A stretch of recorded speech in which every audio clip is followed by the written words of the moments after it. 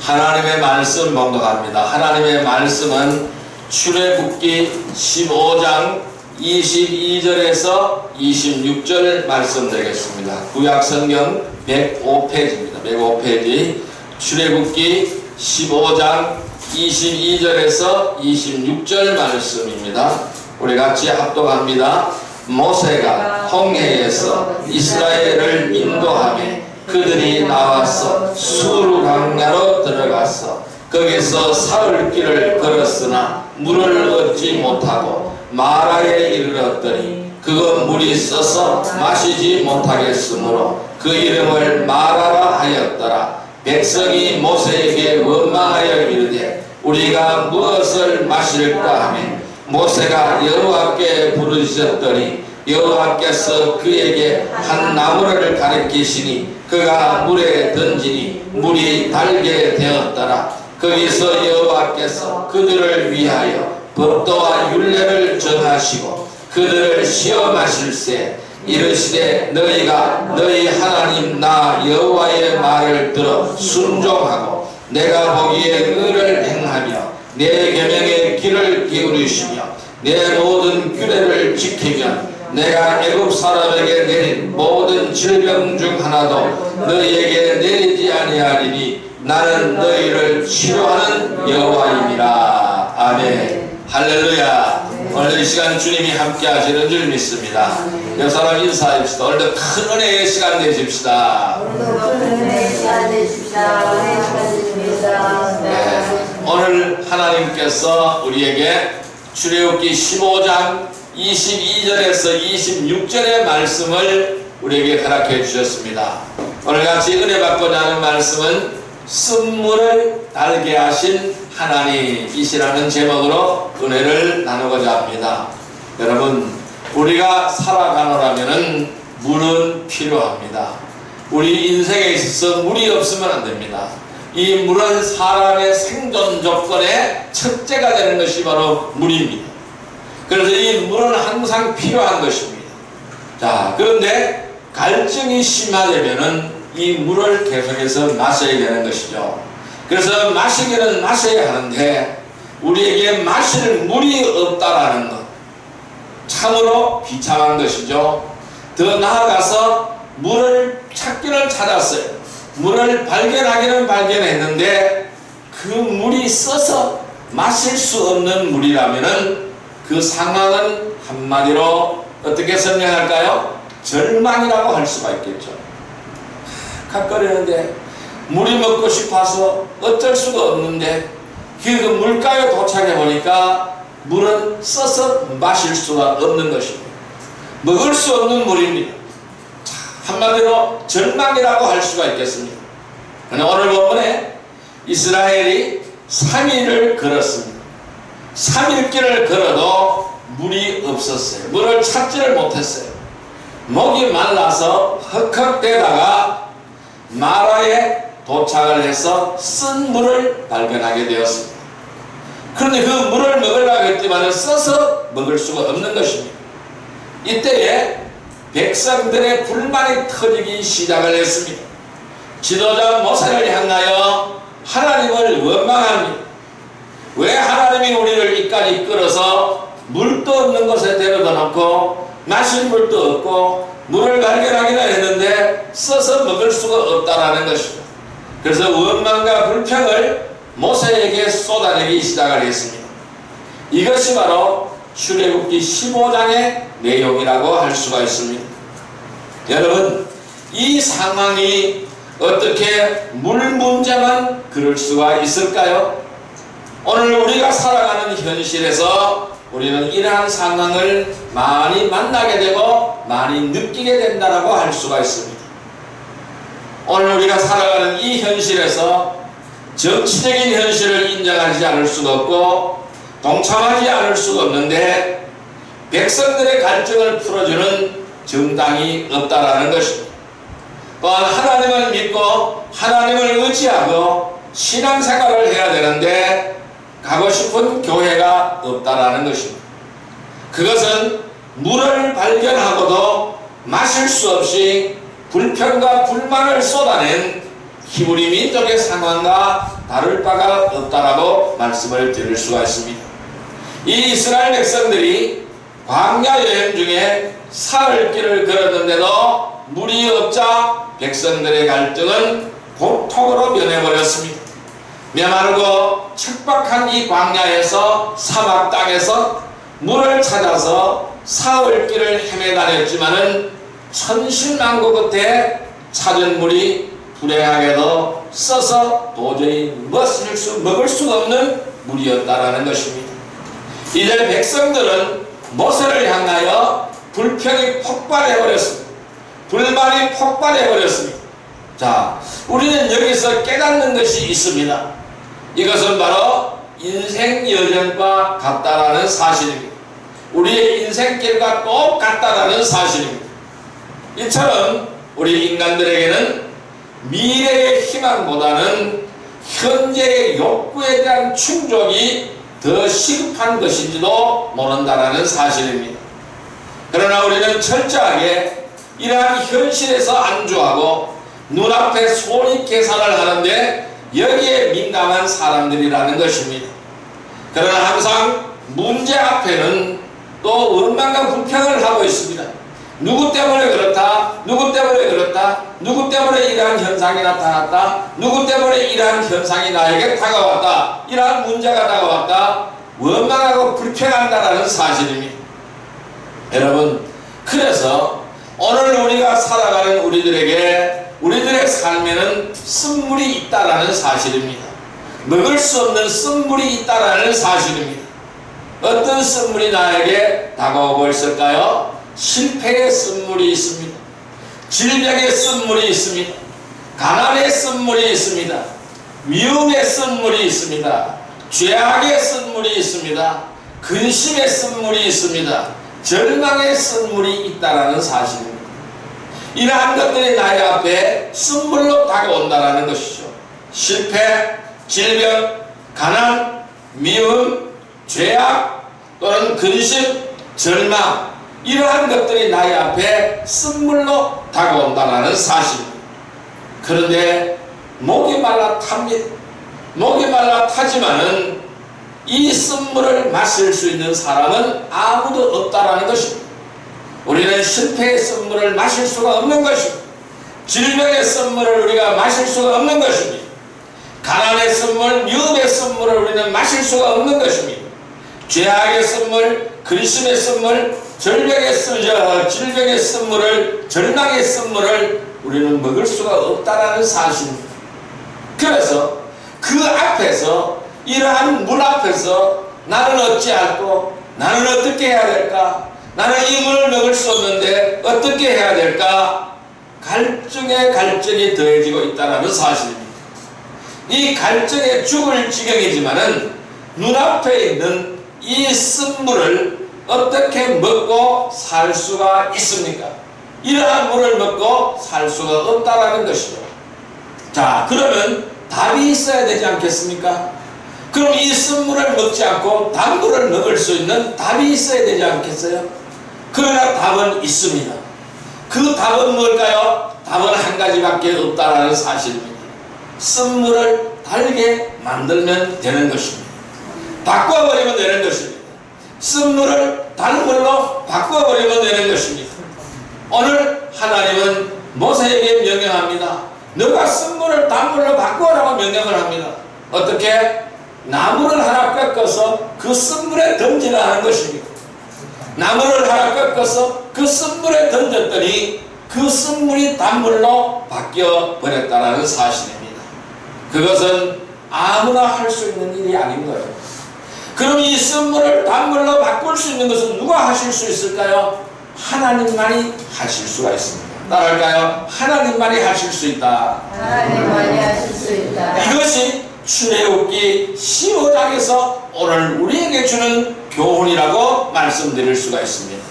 자, 그렇다면은 오늘 우리에게 영혼의 쓴물은 어떤 것이 있을까요? 내 영혼의 쓴물은 어떤 것이 있을까요? 첫째, 죄악의 쓴물입니다. 따라할까요? 죄악의 쓴물. 죄악의 쓴물. 우리는 이 죄악의 쓴물을 단물로 바꾸어야 하는 것입니다. 자, 말씀 보겠습니다. 에스겔서 18장 20절 말씀을 보겠습니다. 구약성경 1175페이지 에스겔서 18장 20절 말씀입니다. 구약성경 1175페이지 에스겔서 18장 20절 말씀 같이 읽습니다. 범죄하는 그 영혼은 죽을지라. 아들은 아버지의 죄악을 담당하지 아니할 것이요 아버지는 아들의 죄악을 담당하지 아니리니 의인의 공의도 자기에게로 돌아가고 악인의 악도 자기에게로 돌아가리라. 다시 한번 읽습니다. 범죄하는 그 영혼은 죽을지라. 아들은 아버지의 죄악을 담당하지 않을 것이요 아버지는 아들의 죄악을 담당하지 아니하리니 의인의 공의도 자기에게로 돌아가고 악인의 악도 자기에게로 돌아가리라. 여기서 뭐라고 말씀하고 있을까요? 범죄하는 영혼은 어떻게 된다고요? 죽는다고 말씀하고 있어요. 그래서 죄의 삭은 사망이 되는 것입니다. 범죄하는 영혼은 죽게 되어 있는 것입니다. 죄악의 선물을 마시면 반드시 죽게 되어 있는 것입니다. 그런데요, 여기는 죄악에는 항상 대가가 있다라는 것입니다. 의인의 공의도 누구에게 돌아간다고 그랬어요? 자기에게로 돌아가고 악인의 악도 누구에게 돌아간다고요? 악인에게 돌아가는 거예요. 자기에게 돌아간다고 말씀하고 있는 거예요. 여러분, 이것은 만거불변의 진리가 된다는 사실입니다. 여러분, 영혼을 죽이는 죄악의 독입니다. 이것을 우리가 해결하지 않고는 안 되는 거예요. 이 죄에는 사망의 독이 가득하게 들어져 있는 것입니다. 죄의 삭은 사망인 것입니다. 그래서 죽음이 온 것입니다. 죄처럼 무서운 독이 없는 것입니다. 우리는 어떻게 하든 간에 이 죄 문제를 처리하지 않으면 안 되는 거예요. 죄 문제를 해결하지 않으면 안 된다는 것입니다. 자, 혹시 독약을 먹고 살아난 일은 있어도 범죄하고 그 심령이 죽지 않는 사람은 아무도 없다는 거예요. 다 죽게 되어 있어요. 우리가 독약을 먹는 사람은요, 살아날 수도 있어요. 왜? 그 약을 다 세척을 해버리면 살아나게 되는 것입니다. 그러나 범죄하고 그 죽은 심령은 영원히 죽은 거예요. 절대로 살릴 수가 없는 거예요. 그래서 우리는 이 죄악의 독이 이처럼 무섭다라는 것입니다. 아담에게 먹으면 정녕 죽는다고 하나님은 말씀했습니다. 하나님은 아담에게 분명히 말씀했어요. 이 동산나무에 있는 실과는 다 따먹되 그러나 선악과만 먹지 말라고 했어요. 그것을 먹는 날에는 정녕 죽는다, 반드시 죽는다라고 말씀하고 있는 것입니다. 그러므로 범죄했으면 우리는 어떻게 해야 될까요? 우리가 하나님 앞에 범죄했으면 어떻게 해야 될까요? 우리가 사람 앞에 범죄했으면 어떻게 해야 될까요? 하나님 앞에 범죄했으면 어떻게 해야 될까요? 속히 회개해야 되는 것입니다. 그러면 영원히 살아나게 된다는 사실입니다. 죄도 독이지만은 그 죄의 독에서 율법이 나타나면 그 독은 바로 즉시 효과를 발휘하게 된다는 사실입니다. 그래서 고린도전서 15장 56절에 이렇게 말씀합니다. 사망이 쏘는 것은 죄요 죄의 권능은 율법이라 라고 말씀합니다. 사망이 쏘는 것은 죄고 죄의 권능은 율법이라고 했습니다. 자, 그래서 죄는 독을 가지고 있지만은 거기에 율법이 나타나게 되면 그 독은 즉시 효과를 발휘하게 된다는 것입니다. 그래서 사망이 쏘야 될 것은 뭐냐면은 죄라는 것입니다. 그래서 우리는 이 죄 문제를 해결하지 않으면 안 되는 거예요. 죄 문제를 어떻게 하든지 해결해야 되는 거예요. 그게 죄악의 쓴물을 단물로 바꾸지 않으면 우리는 살아남을 수가 없다는 사실입니다. 그래서 불신자들은 죄를 짓고도 죄가 죄인 줄 모르는 겁니다. 내가 언제 죄를 지었느냐고 말을 하는 거예요. 그런데 율법을 알게 되는 사람은, 율법을 아는 사람들은 다른 사람들보다 더 고통을 당하게 되는 거예요. 왜? 우리는 이 율법을 통해서, 하나님의 법을 통해서 죄가 무엇인지 알고 있는 거예요. 죄가 나에게 얼마나 고통을 주는지 알고 있는 거예요. 이 죄의 쓴물은 어떤 수양을 해도, 돌을 닦아도, 어떤 선행을 해도, 어떤 고행을 해도, 어떤 종교로도 이 죄 문제를 해결할 수가 없는 것입니다.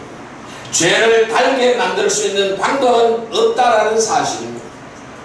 예를 들어서 불교의 구원관은 이렇게 설명합니다. 일체계고라고 설명을 합니다. 그러나 모든 존재가 다 고통이라고 말을 합니다.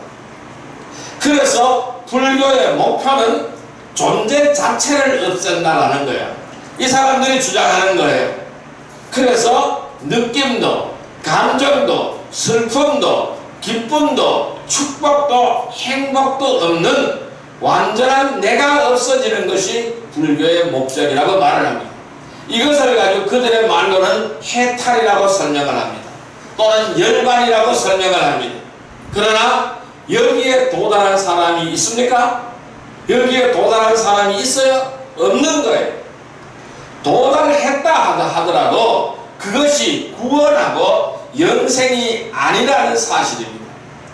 인간답게 산다는 사람도 있습니다. 아니, 나는 죄 짓지 않고 그냥 인간답게 살아요, 그런 사람이 있어요.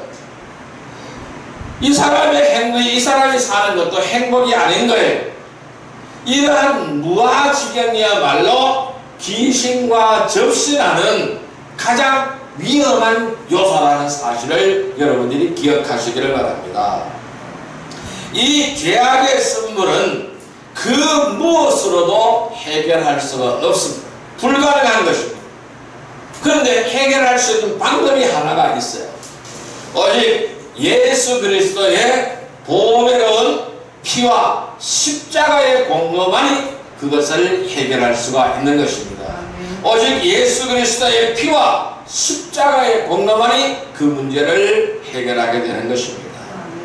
주님이 내 죄를 담당하셨다는 그 사실을 내가 받아들이는 것입니다. 그리고 예수님께서 내 죄악을 십자가에 못 박으셨기 때문에 나는 예수 안에서 용서함을 받고 또 이긴 자라는 그 사실을 확신하는 것입니다. 이것이 바로 오늘 우리의 믿음이라는 것입니다. 이 믿음을 가지고 있어야만이 우리는 죄 문제를 극복할 수 있습니다. 죄의 쓴물을 단물로 바꿔나갈 수가 있습니다. 그래서 우리는 이 믿음을 통해서 하나님을 경외함으로 해서 성령 충만함을 받게 되는 것입니다. 그래서 우리는 이 성령의 인도로 주님이 나와 함께 하시기 때문에, 성령님이 내 속에 들어오셔서 나와 함께 거하시기 때문에 우리는 성령의 열매를 맺게 되는 것입니다. 그래서 이 성령의 열매를 맺을 만큼 해방감을 누리게 되는 줄 믿습니다. 그래서 우리는 어떤 죄악의 쓴물도 우리를 해할 수가 없다라는 것입니다. 이 죄악의 쓴물을 해결하시기를 바랍니다. 예수님으로 말미암아 구원과 은혜의 단물로 바꾸는 복된 성도들이 되시기를 주님의 이름으로 축원드립니다. 두 번째, 우리에게는 어떤 쓴물이 있을까요? 두 번째는 미움과 분노의 쓴물입니다. 따라할까요? 미움, 분노. 예, 이 미움과 분노의 쓴물을 단물로 우리는 바꿔야 되는 것입니다. 자, 마태복음 5장 22절 말씀을 보시기를 바랍니다. 마태복음 5장 22절 말씀을 보겠습니다. 신약성경 6페이지 마태복음 5장 22절 말씀을 보겠습니다. 마태복음 5장 22절 말씀입니다. 같이 읽습니다. 나는 너희에게 이르노니 형제에게 노하는 자마다 심판을 받게 되고 형제를 대하여 나가라 하는 자는 공회에 잡혀가게 되고 미련한 놈이라 하는 자는 지옥불에 들어가게 되리라. 다시 한번 읽습니다. 나는 너희에게 이르노니 형제에게 노하는 자마다 심판을 받게 되고 형제를 대하여 나가라 하는 자는 공회에 잡혀가게 되고 미련한 놈이라 하는 자는 지옥불에 들어가게 되리라. 그러니까 이 미움과 분노를 가지고 있으면 어디에 들어간다고요? 지옥불 속에 들어갔다가 말씀하고 있어요. 그래서 우리는 미움과 분노를 다 버려야 되는 것입니다. 이 미움과 분노도 죄라는 말입니다. 이 미움도 죄고 분노도 죄라는 말입니다. 즉 성경은 분명히 이렇게 말씀합니다. 미움과 분노는 살인이라고 말씀합니다. 살인은 말은 뭘까요? 죄입니까? 죄가 아닙니까? 죄라는 큰 죄예요. 이 살인의 죄를 우리는 저지르지 않아야 되는 것입니다. 그런데 미움은 남을 죽이는 것이 아니라 나를 죽이는 독약이라는 것입니다. 내가 상대를 미워하고 분노한다고 해서 그 상대가 죽는 것이 아니에요. 내가 죽는 거예요. 내가 죽는 독약이라는 사실, 나를 죽이는 독약이라는 사실. 영국의 유명한 해부학자 존 헌튼이라는 사람이 있어요. 이 사람은 이렇게 말을 했어요. 분을 내는 자는 자살하는 사람이다 라고 했어요. 분과 노는 남을 괴롭히기 전에 자기를 죽인다고 말을 했습니다. 그런데 이 박사가 어느 해부학회의 세미나에 참석을 했습니다. 그런데 다른 의사가 그를 비평하고 비난을 했습니다.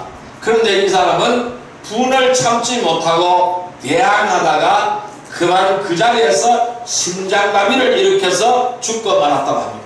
그러니까 자기에게 향하는 자기 독약을 먹은 거예요.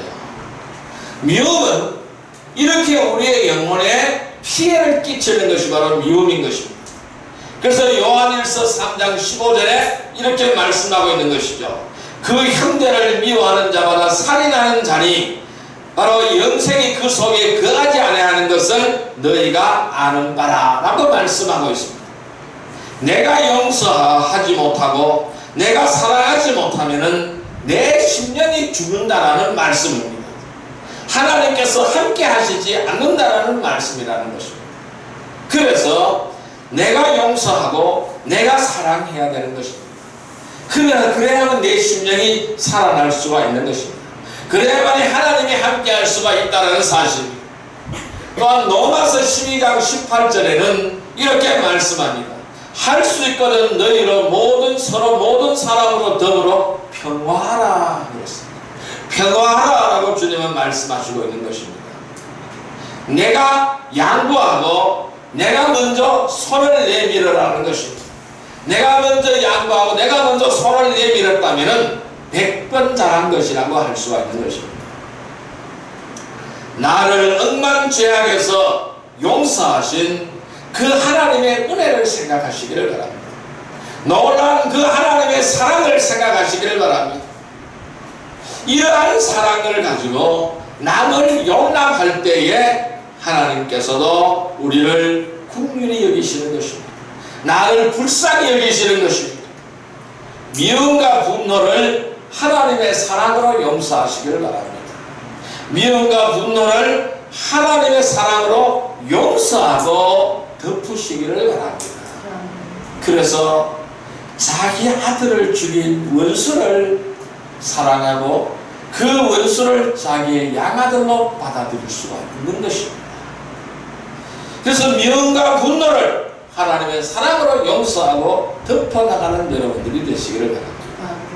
미움과 분노의 쓴물을 하나님의 은혜와 하나님의 사랑으로 용서하고 덮어주어서 단물로 바꾸어버리는 복된 성도들이 되시기를 주님의 이름으로 축원드립니다. 세 번째 어떤 선물이 있을까요? 세 번째로는 불안과 공포의 선물이 있습니다. 따라할까요? 불안과 공포. 불안과 공포. 이 불안과 공포의 선물을 단물로 바꿔야 된다는 것입니다. 자, 잠언서 17장 22절 말씀을 보겠습니다. 구약성경 930페이지 잠언서 17장 22절 말씀입니다. 잠언서 17장 22절 말씀 930페이지입니다. 예, 같이 읽습니다. 마음의 즐거움은 양약이라도 심령의 근심은 뼈를 마르게 하느니라. 다시 한번요. 마음의 즐거움은 양약이라도 심령의 근심은 뼈를 마르게 하느니라. 여러분, 심령의 근심은 뼈를 마르게 한다고 했어요. 뼈가 마르는 게 뭘까요? 골다공증 아닙니까? 뼈가 다 말라버렸잖아요. 그래서 우리는 마음을 항상 즐겁게 가져야 되는 것입니다. 이것이 바로 양약인 줄 믿습니다.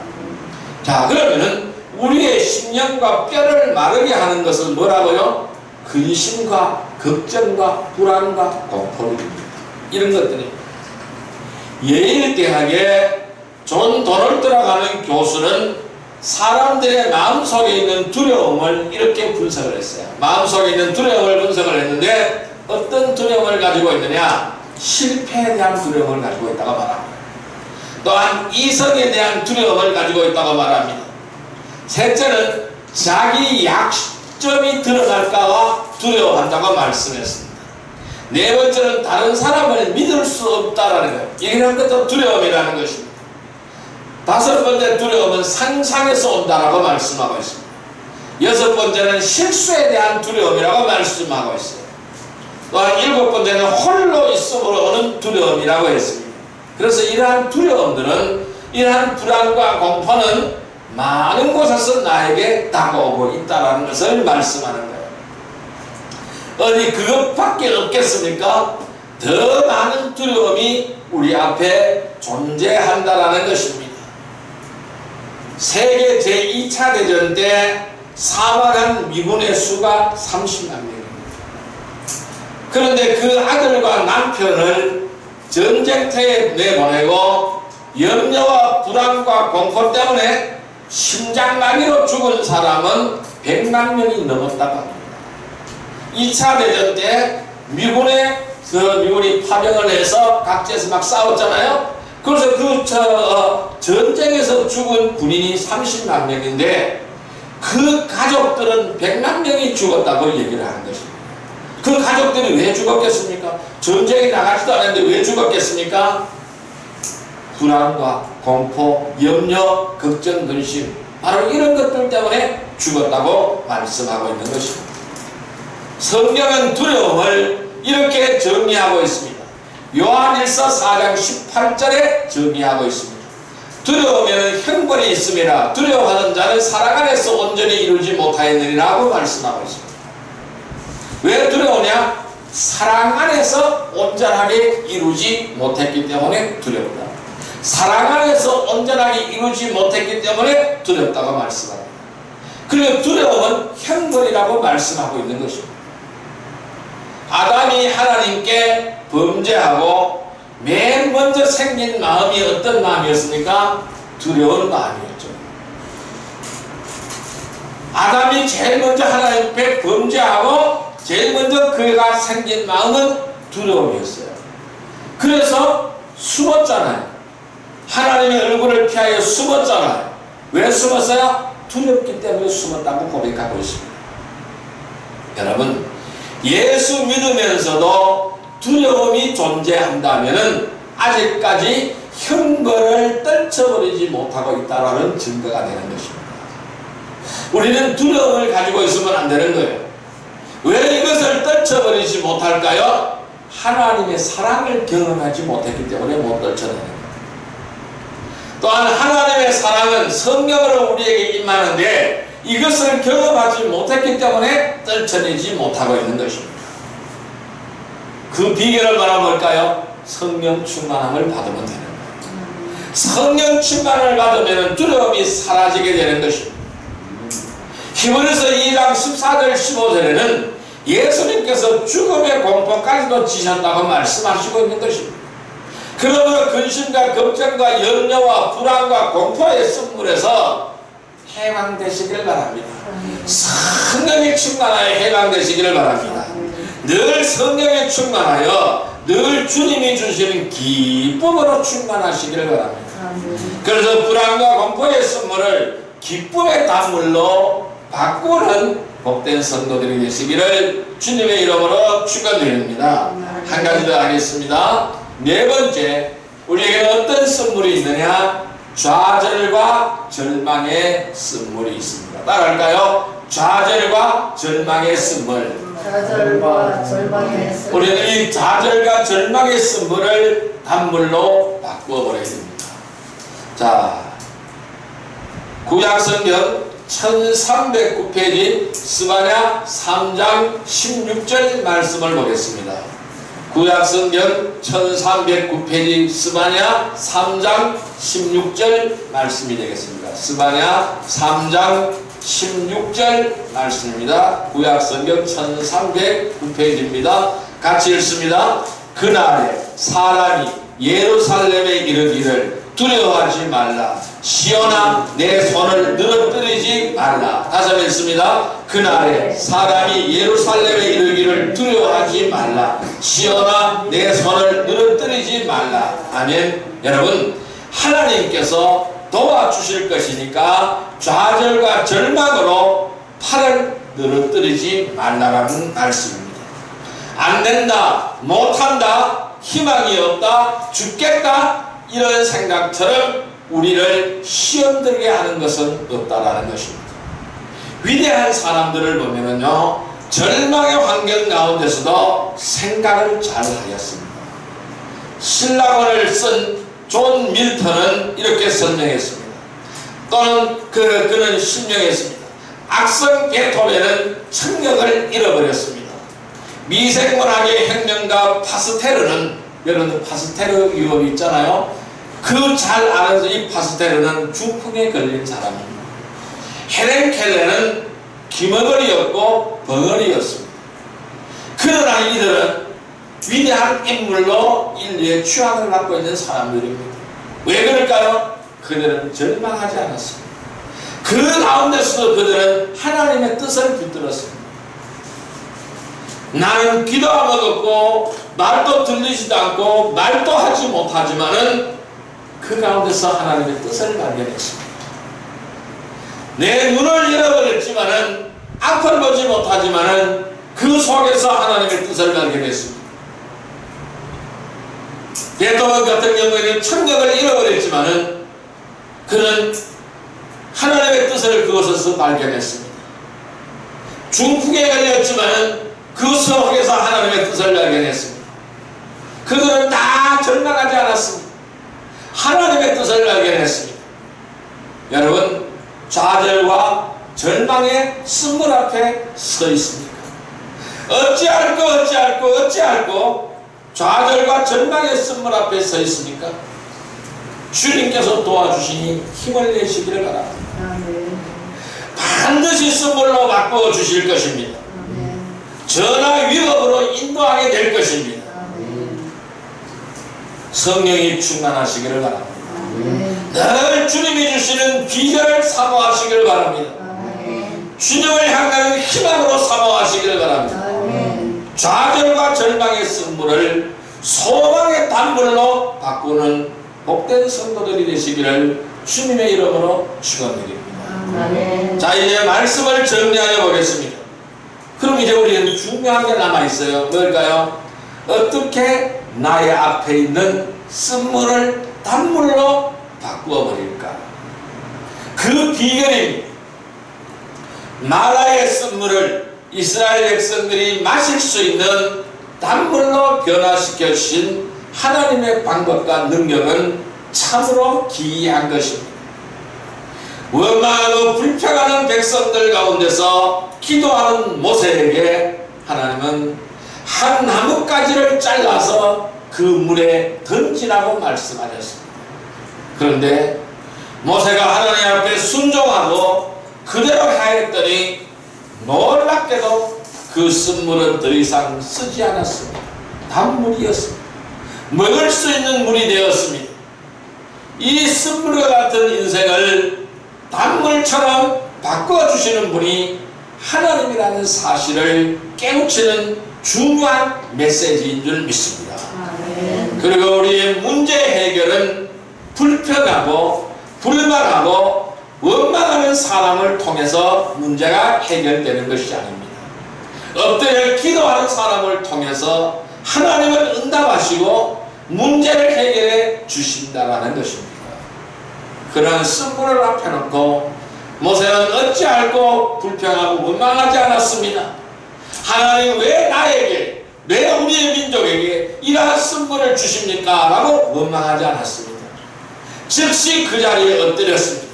하나님 앞에 엎드렸습니다. 기도하였습니다.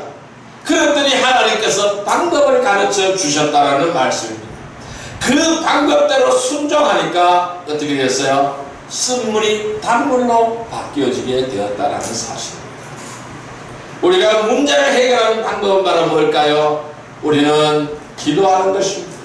하나님 앞에 엎드리는 것입니다. 그럴 때 하나님은 방법을 가르쳐 주시고 해결할 수 있는 길을 열어주시는 줄 믿습니다. 그렇습니다. 히브리 민족이 물을 마시고 싶은데 발견한 물은 쓴물이어서 마실 수 없었던 것처럼 우리의 인생 여정길도 똑같습니다. 성공하고 싶은데 실패하고 말았습니다. 건강하고 싶은데 병이 들었습니다. 부유하고 싶은데 가난하게 되었습니다. 사랑하고 싶은데 미움으로 가득해버렸습니다. 기뻐하고 싶은데 근심으로 가득합니다. 행복하고 싶은데 불행하게 되었습니다. 어떻게 해야 될까요? 여러분 어떻게 해야 될까요? 이스라엘 백성들처럼 원망하고 있을까요? 이스라엘 백성들처럼 불평하고 있을까요? 어떻게 해야 될까요? 대답은 하나입니다. 하나님이 지시하신 그 나뭇가지를 그 쓴물에 던지는 것입니다. 하나님이 지시하신 그 나뭇가지를 깎아서 그 물에 던지는 것입니다. 그 던지는 것은 깎아서 던지는 것은 누가 하게 될까요? 내가 해야 되는 것입니다. 그 나뭇가지가 무엇을 의미할까요?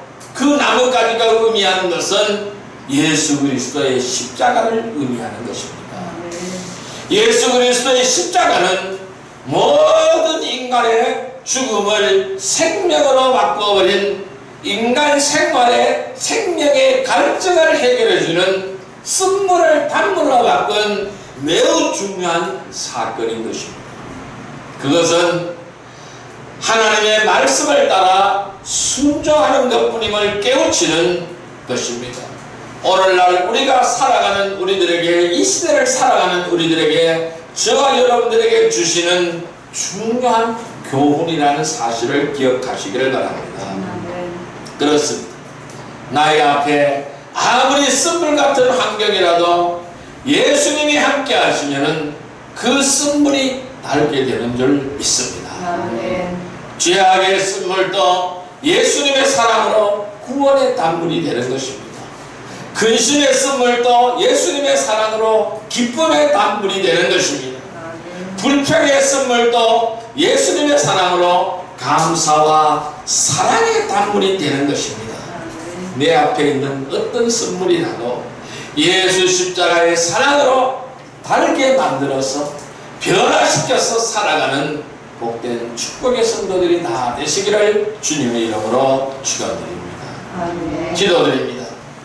만왕의 왕이시오 만주의 주가 되시는 사랑과 은혜의 아버지 하나님 감사합니다. 오늘 우리에게 쓴물을 단물로 바꾸게 하는 방법을 가르쳐 주신 하나님 감사드리옵나이다. 모세가 하나님을 원망하지 않고 하나님 앞에 엎드려서 하나님이 예비하신 그 나뭇가지를 그 쓴물에 던질 때에 단물로 변하는 놀라운 역사가 일어났습니다. 그 나뭇가지는 바로 십자가인 줄 믿습니다. 그 나뭇가지는 바로 예수님인 줄 믿습니다. 내 앞에 있는 쓴물을 불평하고 원망하지 않고 예수 십자가의 사랑으로 달게 만들어 살아가는 축복의 성도들이 다 되게 하여 주옵소서. 예수님의 이름으로 감사하며 기도드리옵나이다. 아멘.